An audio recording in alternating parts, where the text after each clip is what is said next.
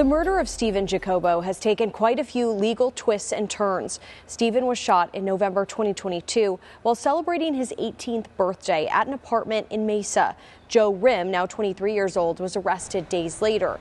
But the case was sent back to Mesa police. In January 2024, Rim was arrested again for Steven's death, charged with second-degree murder. In 2025, Rim took a plea agreement and was sentenced in December to 15 years, the max under the agreement. ABC15's cameras were there in the courtroom. On Sunday morning, November 6, 2022, I got a phone call that I got from my middle son that any parent should never get. No words can adequately express the pain and the grief and the trauma that this family continues to endure every single day. Joe, you didn't just end a life, you shattered countless others. You grieve the loss of your son, and we grieve the loss of ours too. The weight of this situation has devastated our family. I will spend the rest of my life until I take my last breath sharing who my son is and who he always will be. Rim took a second plea agreement in another case where he is charged with sexual exploitation of a minor. He has not been sentenced for that yet. Steven's dad sat down with us days after his family stood in court. Mark Jacobo has started a foundation in his son's honor and fought for justice for years. Now he says the push for change is not over. Thank you for joining us. We have Mark Jacobo, Steven Jacobo's dad here, and it's only been a few days since the sentencing of Joe Rim, who murdered your son. I was telling you that I was thinking about it and thinking about your son and your journey, and this has been a 3-year journey even to get to this point, and you're not at the finish line. What was it like, though? You're a few days removed from sentencing. I know it was a really emotional day for you guys.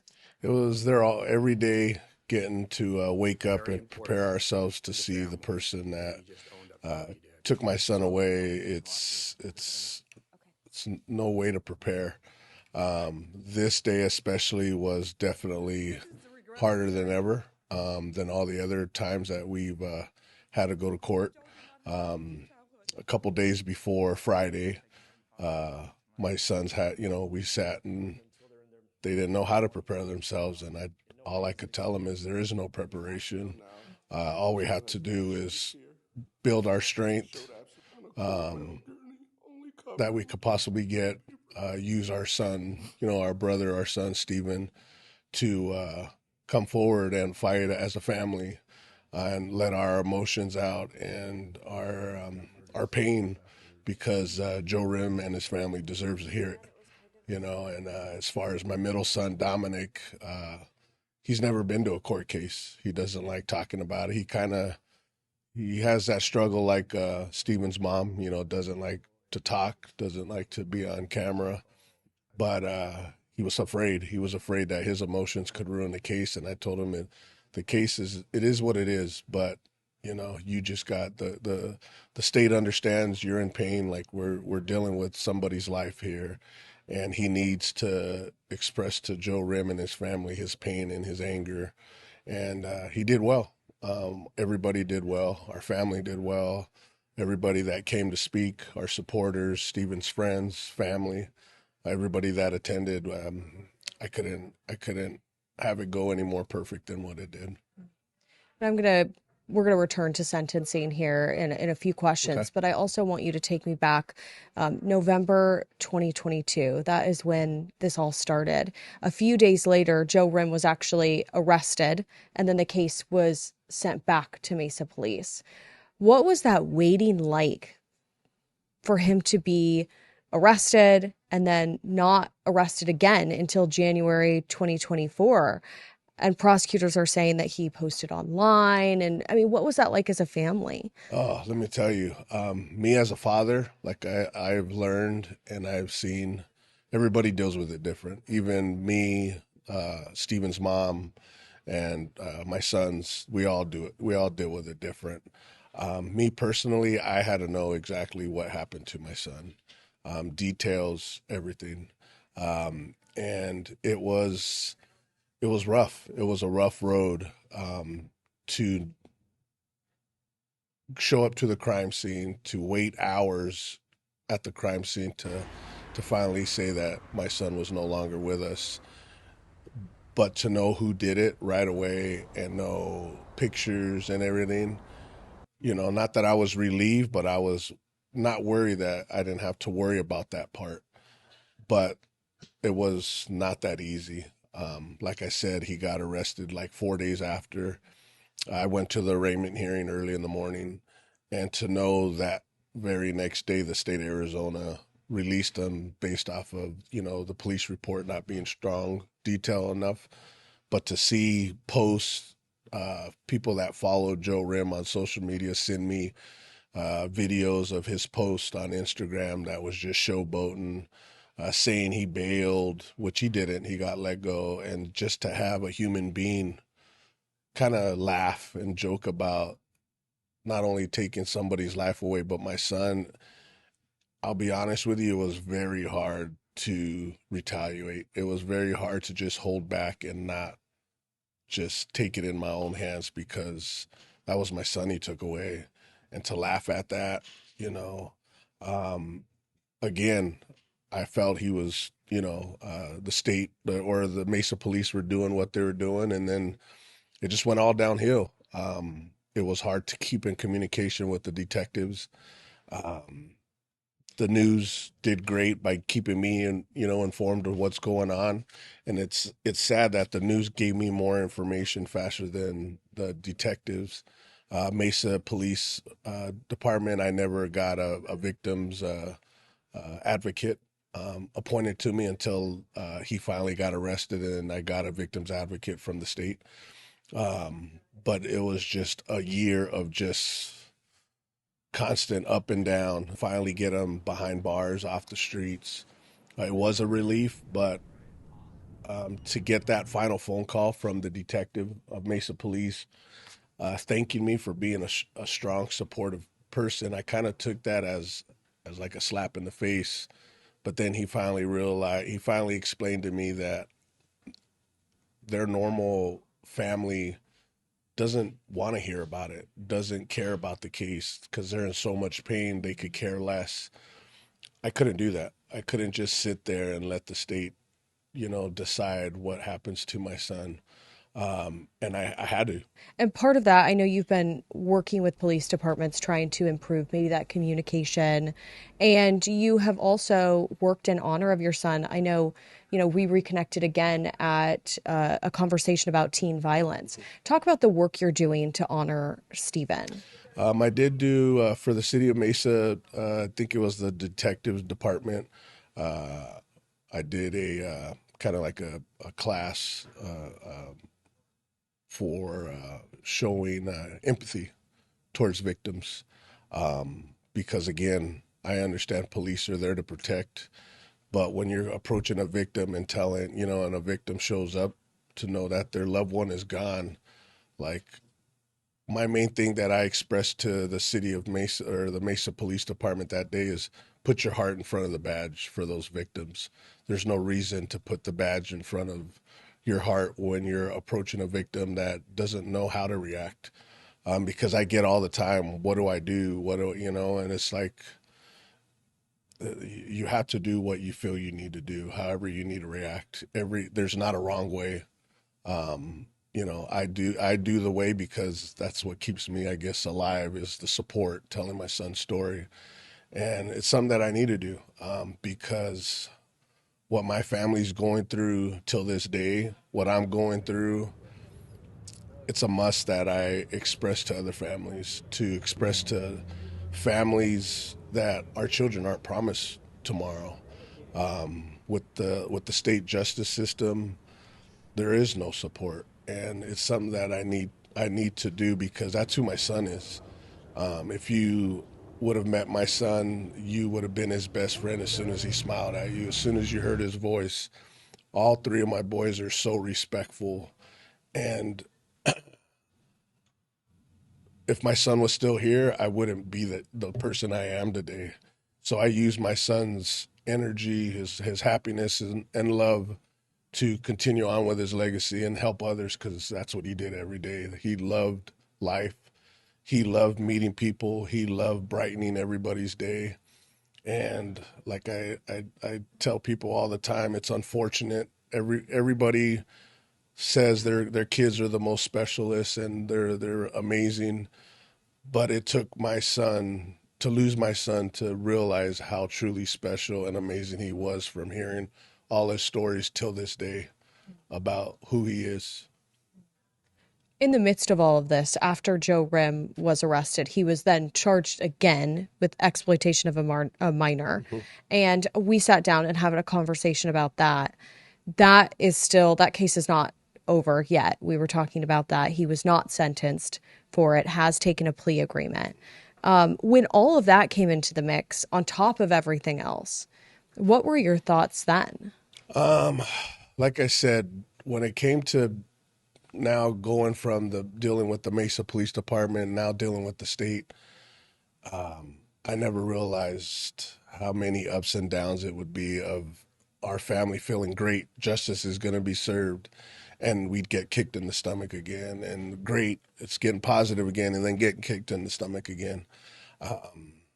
This is another case where once we knew he was taking a good chance, or there was a possibility he could get away scot-free, and then this other charge came about. Again, we felt like amazing, he gets what he deserves.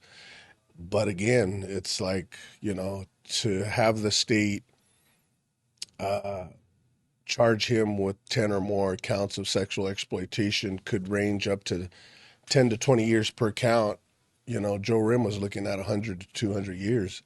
And again, for us, it was like, yes, this monster is never going to be able to be in society again and hurt anybody else. And when we got the plea agreement that the state was offering, because as the state says, being fair to the defendant, it goes from 100 to 2 years to 10 to 15. And it's like, how is that fair? But yet, the state, our community wonders why, we're in this bad era of people hurting each other. This is why, it's just not taking accountability, and the justice system for Arizona is just such a mess. It literally needs to be restructured. And that's what I plan to do after this is all over. I'm not done. We can't continue to let young adults or anybody take our hurt or take our children away. Well, and I was going to say, Rim sentenced to 15 years just for your son's murder. I know that you were against that plea agreement. You felt like that was not enough time. Yeah, me and Steven's mom, we were fighting for trial, and for the state to tell us that's not what we want to do, I didn't care, because that's when I realized the state of Arizona, I have learned our justice system is not for the victim. It took me all these 3 years to realize it's more for the defendant and the community, because it doesn't matter, the max for second degree murder is 25 years. So even that's not good enough, because again, my son's no longer here, and Joe Rim in this case gets another chance at life, and it's not fair, especially for second degree murder. But on top of that, like the victim during any case like this, you don't have a choice. They don't ask you, what do you want to do? When we found out what the defendant's plea was, it was manslaughter, 10 to 13. I told our prosecuting attorney, we're not doing that. And he kind of looked at us in the eye and told us, well, it's up to the state. It's really not up to you. And it's just not fair how that works. I asked him what we need to do, and he says, well, we need to, next court hearing, we need to go in front of the judge and plea and beg that we don't want to, deny the plea. We had to do that, and they denied the plea the first time, the defendant plea. Again, we felt good. We could go to trial. But I didn't know the state of Arizona does a counter plea. So then we were hit with a surprise again in a meeting with our prosecuting attorney, and he says, well, the state is going to do a counter plea offering manslaughter again. but 10 to 16, 10 to 15. Again, another punch in the gut, and that day with me and Steven's mom sat in this office with him and his supervisor and other higher ups. I told him I can't. I told him, I literally looked my prosecuting attorney in the face and I go, you promised me you would fight for my son the best of your ability. You know he murdered my son for no reason. The state knows, the whole community knows that Joe Rim killed my son for no reason. To shoot somebody point blank, no questions asked, and to return to the crime scene to recover your tracks.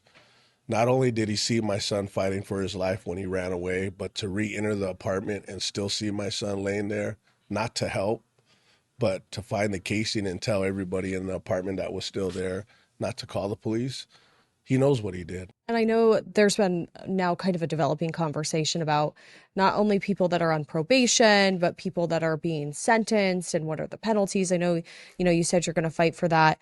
As we kind of wrap this up, because I know we just have a few more minutes, I said I wanted to return to sentencing, and I also want to touch on teen violence. We were talking, you guys walked out of the courtroom, and it just felt like watching the video, there's no one here that walks away truly winning, right? You don't have your son, someone's going to prison. What would you tell young people that are watching today about how much their actions could truly have consequences? I would say take a second before you make any decision. And even when I tell my sons, even till this day, from growing up till today, if you got to think about what's right or wrong, most likely it's wrong.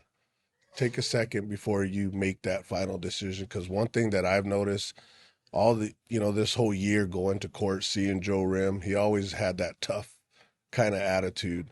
And Friday during sentencing, he finally showed how scared he was. I think it finally hit home that he truly ruined his life. But again, you got to pay the consequences. And what's done is done. You can't take words back. You can't take actions back. And what I tell the youth out there today, you don't have to fake who you are. Be truly who you are. Treat everybody like you want to be treated, because if you hurt somebody for no reason, what if somebody hurt your brother or sister the way you are? You wouldn't want that to happen. So just treat everybody with respect, and love each other, because again, now the society we live in, we're not promised tomorrow. And once our person's gone, you can't take it back. Thank you so much, Mark Jacobo, for being a part of this conversation. We're going to have more on Steven's case. We're going to have more from that sentencing. You can find that on ABC15.com. Thank you for watching Arizona Crime Uncovered. We're working to bring awareness to crimes where victims are still awaiting justice and also provide an in-depth look at cases still unfolding. Each episode breaks down a timeline of the case, where it stands now, and if any help is needed from the community. You can watch on ABC15.com, the ABC15 mobile app, Roku, YouTube, or any of your other streaming platforms.